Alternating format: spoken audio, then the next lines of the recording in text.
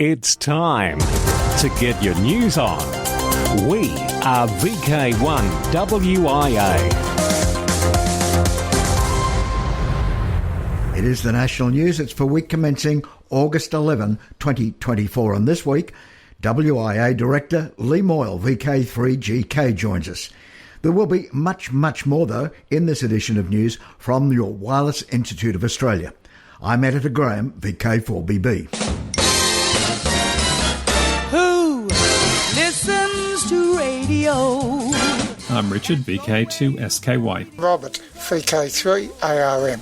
Hi, I'm Bob, VK4BOB in Cairns. This is John, VK5DJ. I'm Mark, VK6QI. Justin, VK7, Tangled Whiskers. That's all. This is WIA Director Lee Moyle, VK3GK. Tokyo Ham Fair is nearly upon us in 2 weeks, and the WIA will be well represented. Travelling in our VK group is about 10 VK hams. IARU Region 3 Director Oscar Reyes, VK3TX, and ex-WIA Director Chris Platt, VK5CP, are joining with us with several other Northeast Radio Group members. WIA Directors Chris, VK3FY, and myself, VK3GK, are planning to meet with a number of the attending IARU representatives, including JARL, RAST, MARTS, PARA, and other Region 3 societies. Discussion topics will include the harmonisation of the 40-metre band plan, youth in amateur radio, and dealing with intruders in our amateur bands. The IARU plays an important role within the amateur radio strategising and representing our needs for keeping the amateur radio bands allocated to us as commercial interests continue to encroach on our allocations, especially in the VHF and UHF segments. Peter Young, VK3MV, has accepted to represent the WIA and its members at the IARU Region 3 conference in Thailand in early November 2024. We are lucky to have such a knowledgeable and dedicated person at our disposal to attend. Peter was the IARU Region 3 Director for many years. The WIA allocates funding for IARU representation, and it is very important for the future of amateur radio to have a voice at these meetings. While on the topic of IARU and 40-metre band plans, don't forget that the WIA is seeking feedback from all amateurs on a number of issues relating to the band to then use as input to the IARU Region 3 conference in November 2024. The main problems affecting the basic 40-metre band plan alignment can be summarised as follows: inconsistent IARU member society band plans, specific national regulatory conditions, constraints, e.g. the FCC in the USA, legacy band plan allocations that haven't been revised following the band expansions granted at WRC 2003, prior to which the 40-metre band was only 100 kHz wide. The wider use and uptake of data modes such as FT8 and FT4 also has called into question whether sufficient band space has been defined to support this level of data mode activity on the 40-metre band. The consultation paper is now available, and members and general amateur radio operators are both invited to respond via the email tac@wia.org.au email address no later than the 6th of September with your feedback. The paper is available to read on the WI website via a link provided in the text version. From me, that's all from this week. For now, 7 threes from Lee, VK3GK. Australiana. Defence is set to run a feasibility trial of 4 containerised computer rooms that could make life easier for IT teams that support joint land force operations. itnews.com.au say currently the equipment is rack-mounted in ruggedised transportable transit cases. These transit cases must be packed, unloaded, the hardware assembled, then wired and configured in the deployed environment, and typically that's inside tents. And that involves lengthy setup and pack-up times. It constrains the ADF's ability to quickly establish and reconstitute as needed to meet the required operational tempo. Hosting the systems in small shipping containers would reduce setup times and better protect IT equipment in a range of operating conditions. The feasibility trial forms part of works associated with the Commonwealth Land Command, Control, Communications and Computing Program, the LC4.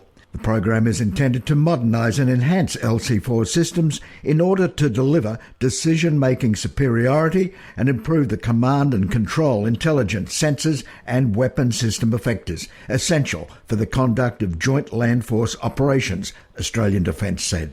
We are VK1WIA. Now, international news with VK2LAW Jason. Hello. Leading this week's international news, from Canada, there have been several recent reports from RAC members of phishing attempts by someone purporting to be from the Radio Amateurs of Canada who is forwarding a message on their behalf. According to Microsoft, they say phishing attacks come from scammers designed as trustworthy sources and can facilitate access to all types of sensitive data. As technologies evolve, so do cyber attacks. Phishing attempts use publicly available information to fake legitimacy. In some cases, they use the names and contact information of RAC officials to gain your trust. For example, a recent phishing attempt used the fake heading Minutes and Announcements, 8th of the 2nd, 2024, and states, "You've received a secure message from Phil A. McBride from Radio Amateurs of Canada." It then instructs recipients to save and open an attachment and then sign in using their own email address. In these cases, please do not follow the instructions. To news from Ireland now, Comreg Radio Spectrum Management Operating Plan consultation. Comreg has announced an open consultation regarding a radio spectrum management operating plan for 2025 to 2028. Amateur radio is a part of this consultation. They note several areas of focus affecting the 2,216 radio amateurs currently licensed by them. They welcome responses from all stakeholders and will review and consider all responses received. Once this process is complete, Comreg will issue a final decision. They've set a deadline of 5 p.m. on the 30th of August 2024 for submissions. Further information, including the consultation document itself, may be found via the news section of Comreg's website, which is available at comreg.ie. Bouvet. Possible return to Bouvet Island in January 2026. Plans are afoot for another de-expedition to Bouvet Island at the end of next year or early 2026.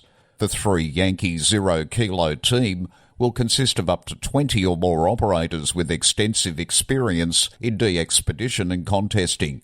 The current plan for their $1.6 million budget adventure is to stay for 3 weeks around Bouvet Island using a large vessel and helicopter to get to the island itself. To New York, USA, pay up Johnny Peralta. That's the message from the Federal Communications Commission, which has confirmed a penalty of more than $2.3 million against Peralta for allegedly operating a pirate station on 105.7 megahertz in the Bronx in New York City. The word flagrant does not appear in the text of the forfeiture order, but perhaps it should have. Peralta has engaged in the long-standing illicit operation of an unauthorised radio station known as LaMia Radio, the FCC wrote in its forfeiture order. Some of the most egregious pirate radio operations are run by individuals who have ignored prior enforcement actions by the Commission. This is one such case. As such, it merits the strongest possible enforcement measures to the fullest extent of the law. The FCC said then that the station has continually identified itself on the air as LaMia Radio since at least 2018. It said its enforcement activity over several years included multiple field strength readings, photos of antenna equipment, and a notice of unauthorised operation left at the site. The antenna appears to have been moved between a couple of locations. And wrapping up this week's international news, to New Zealand. While some international broadcasters are switching off their shortwave transmitters, Radio New Zealand Pacific is investing in the medium. On October 1, the broadcaster put online a brand new 100 kilowatt shortwave transmitter. The new transmitter replaces a 33-year-old RNZ Pacific Transmitter 1 installed in 1989 near Taupo in central North Island. Part of an NZ $4.4 million project to improve RNZ Pacific's capabilities, the new transmitter supports both DRM digital and analogue operation.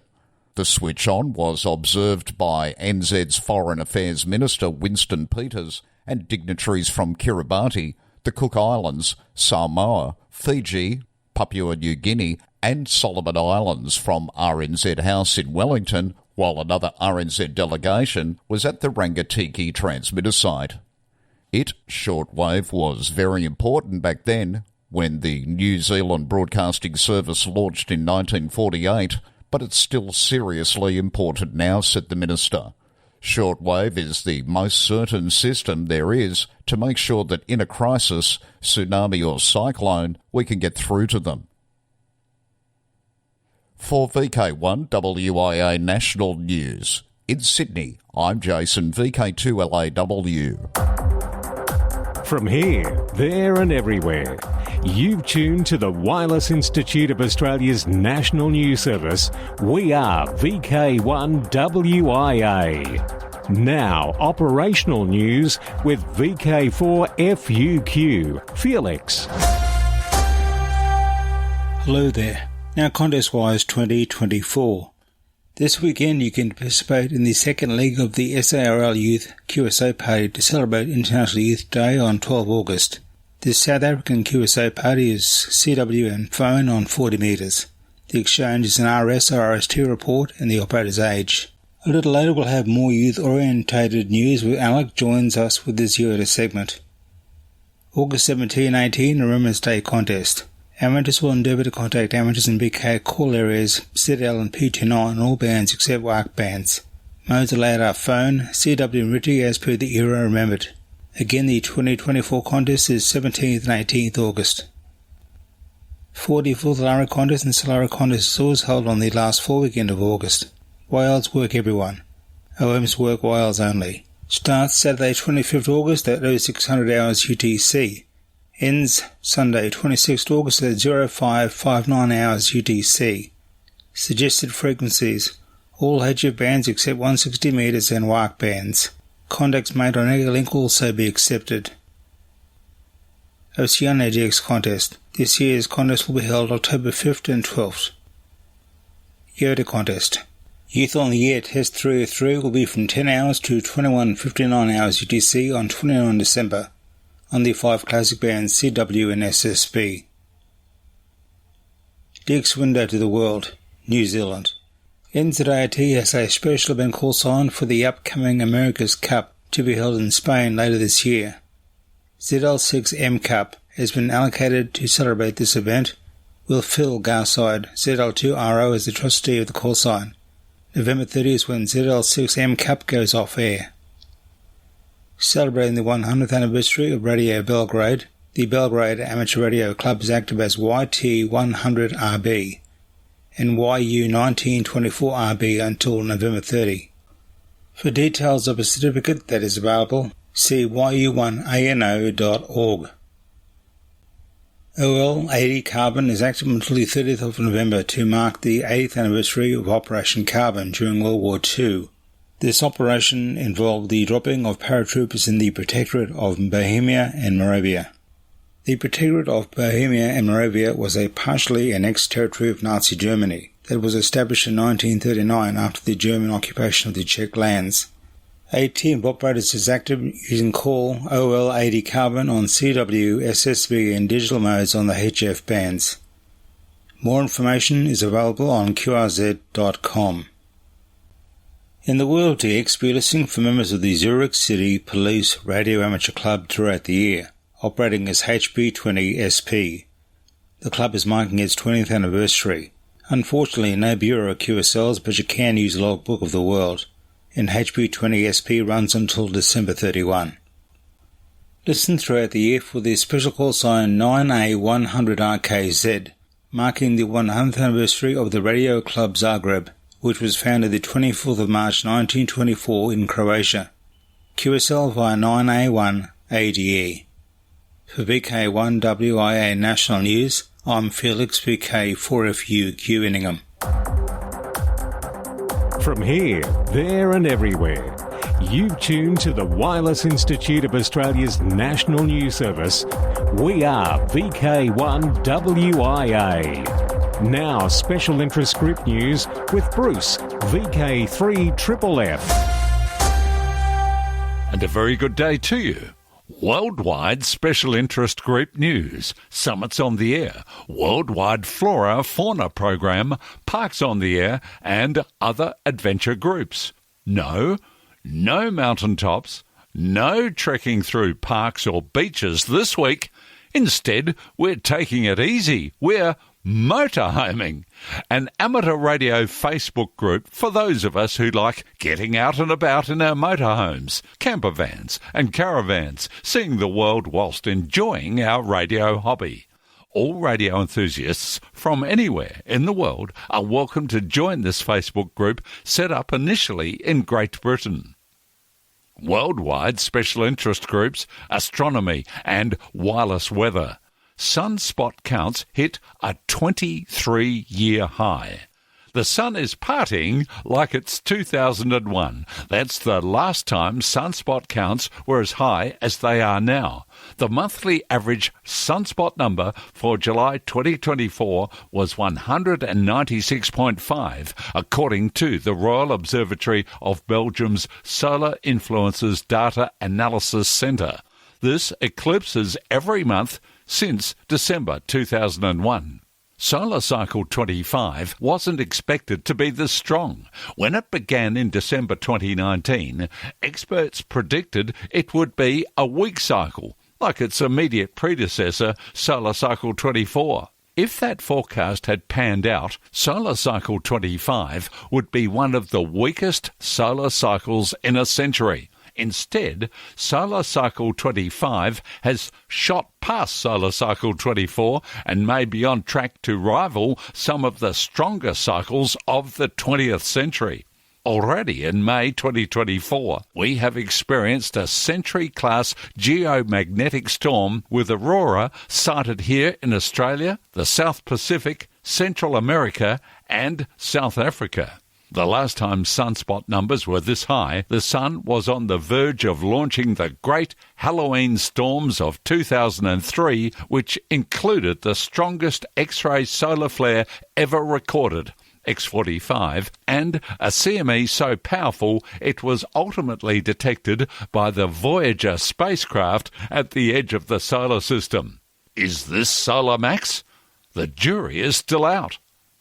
Worldwide special interest groups, maritime, including ILLW News, ILLW 17th of August to 18th of August 2024. EI2 WRC will activate Hook Lighthouse, ILLW reference IE0003 on Saturday and Sunday, the 17th and 18th of August for the 27th International Lighthouse and Lightship Weekend. The present structure at Hook is about 800 years old and is the oldest intact operational lighthouse in the world. This makes it the most sought-after lighthouse for this great event.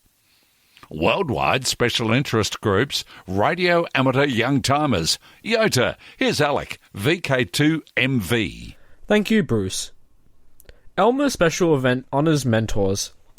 This notification from Rich KB1FGC was sent to me the other day and I think it's well worth sharing, so I'll read his email. Hello. KB1FGC here, and I am hosting my third Elmer special event on October 18th to October 20th.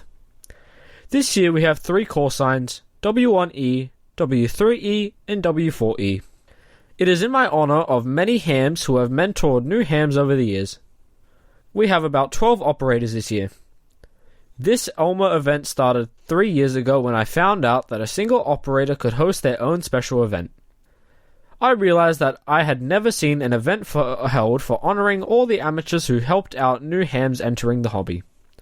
So, the idea was born, and the first one was 2022. This year, 2024, I have 3 web pages on qrz.com that tell about the event. The call signs are W1E/ELMA, W3E/ELMA, W4E/ELMA. Great work, Rich, and of course, great work all of those who have helped we newbies join the wonderful world of ham radio. How about we get our own VK special event for Aussie Elmers? For VK1WIA National News, I'm Alec, VK2MV in Sydney. Now back to you, Bruce. Thanks, Alec. Worldwide Special Interest Groups Rescue Radio, India. In the aftermath of the devastating landslides that struck Wayanad, ham radio enthusiasts have stepped up, establishing a vital communication network that has been crucial for rescue efforts and saving lives. The amateur radio system, set up by volunteer operators at the District Collector's Office in Calcutta, has been providing essential information to both affected communities and authorities. This system has proven indispensable as mobile phone services were available only to a select few.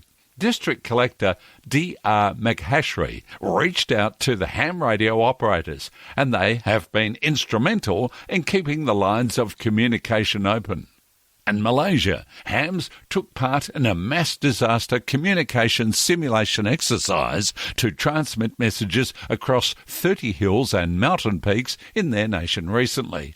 The event was organised by the Malaysian Amateur Radio Transmitters Society, MARTS, that was set up in 1952. Its president, Mohd Aris Bernawi, said the exercise was to establish the locations where two-way radio communication can be carried in the event landlines, internet and mobile phone communication had to be shut down due to large-scale disasters. Quote, the floods in Pahang and Selangor in 2014 and 2021 respectively rendered landlines and other digital networks unusable due to the need to shut off electricity. The Malaysian newspaper The Star, in reporting on this, said radio communication can also be useful when there are large-scale forest fires where electricity and communication cable lines are located. Among peaks chosen for the exercise was at the National Planetarium in Kuala Lumpur using the call sign 9M2RPN. MARTS member Hamdan Abu, who coordinated the locations, chose the planetarium because it was located more than 150 metres above sea level. Worldwide Special Interest Groups VHF and Above. Monday, the 5th of August 2024, Andrew, VK3CV, and Noel, VK3NH, completed a QSO on the 241 GHz or 1 mm band. This is the highest frequency allocated amateur band here in VK. The QSO was completed over a path of 10.8 kilometres from the Sky High restaurant on Mount Dandenong to an elevated location in Ringwood, with both stations operating portable. Signal reports were 5x5 from VK3NH and 4x8 from VK3CV. Some QSB was evident, but it was quite slow and not deep. Atmospheric conditions were definitely not ideal, with the barometer reading 1022 and a temperature of 13.4 degrees at Ringwood and 10 degrees at Mount Dandenong. The relative humidity was 72%. These figures are very detrimental to long-range communication at 241 GHz due to added atmospheric losses of, in this case, around 30 dB. Note that this atmospheric loss is in addition to the normal free space path loss. Some of the activities are shown on the VK3CV YouTube channel. I'm Bruce, VK3FFF, in sunny but very cold Bendigo. Hi, this is Nathan, VK5DAD from the Adelaide digital link repeater system. You can hear the WA broadcast every Sunday morning at 9am and 1900 hours in the evening on the following Adelaide digital linked repeater systems on WIAX and YSF 69159, VK5 RSV 70cm Wollonga Hill, VK5 RDF 70cm repeater Crafers, VK5 RBV 70cm Barossa, VK5 RKW 70cm Hermitage, and VK5 RWR 70cm the Riverland. 2024, it's a date, and clubs are welcome to email, text along with audio for this section. Details of all WIA affiliated clubs and societies can be found on the WIA website. That's wia.org.au. VK3 Bendigo Amateur Radio and Electronics Club Radio Fest, August 18. In VK4, Redcliffe Club Car Boot Sale, Saturday, August 24 at the Clubhouse, McFarlane Park, Kippering. And this week, a new one on the social calendar. It's in VK4 again, Sunfest, Saturday, September 14 at Coolum Civic Centre. In VK6, it's Perth Tech 2024, September 21 for 2 days at Gidgegannup. VK4, Gold Coast Hamfest, October 13 at Nerang Country Paradise Parklands, 231 Beaudesert Nerang Road, Nerang.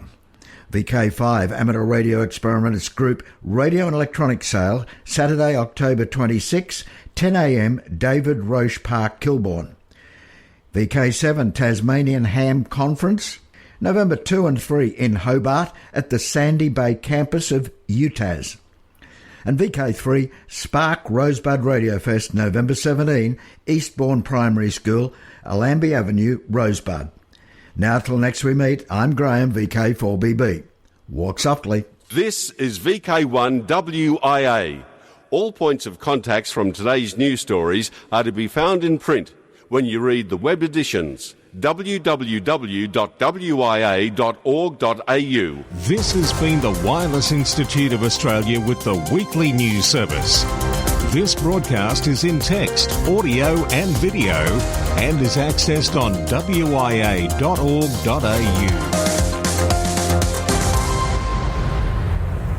Courtesy of Bevan, VK5 BD's ATV and YouTube channel, this has been WIA National News. We're back now, live and local, and your voice, your callbacks. And don't forget, tick like.